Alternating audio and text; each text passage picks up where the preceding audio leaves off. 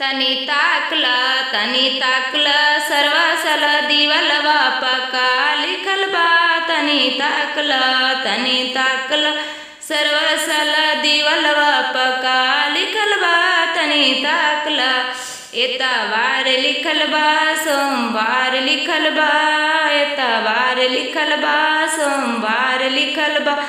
सरवा के बहिनी के सलहो भतार लिखल बा। तनी ताकल सरवा सल दिवलवा पका लिखल बा। तनी ताकल समधिया घड़वे दिवलवा पका लिखल बा। तनी ताकल एतवार लिखल बा सोमवार लिखल बा।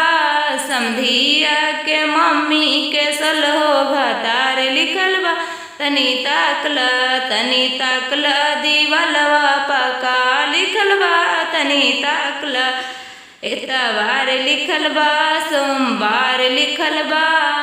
समधी के बहिनी के सलहो भतार लिखल बा। तनी ताकल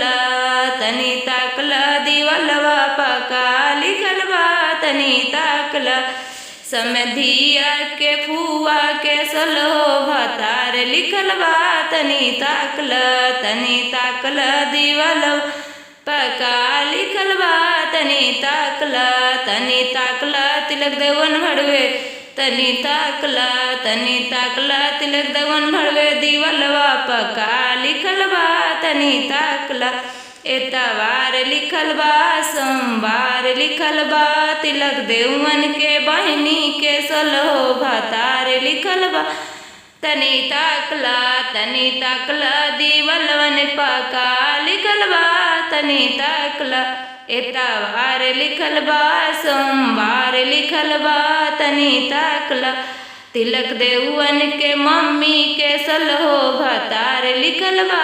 तनी ताकल तिलक देवन भड़वे का लिखल बा। तनी ताकल तिलक देवन के फुआ के सलहो भतार लिखल बा।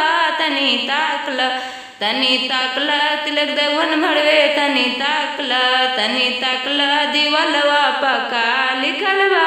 तनी ताकल एतवार लिखल बा सोमवार लिखल बा। तिलक देवन के चाची के सलहो भतार लिखल बा। तनी ताकल तिलक देवन भड़वे दिवलवा पका लिखल बा।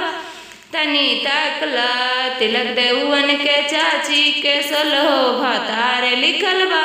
तनी ताकल दिवलवा पर का लिखल बा। तनी ताकल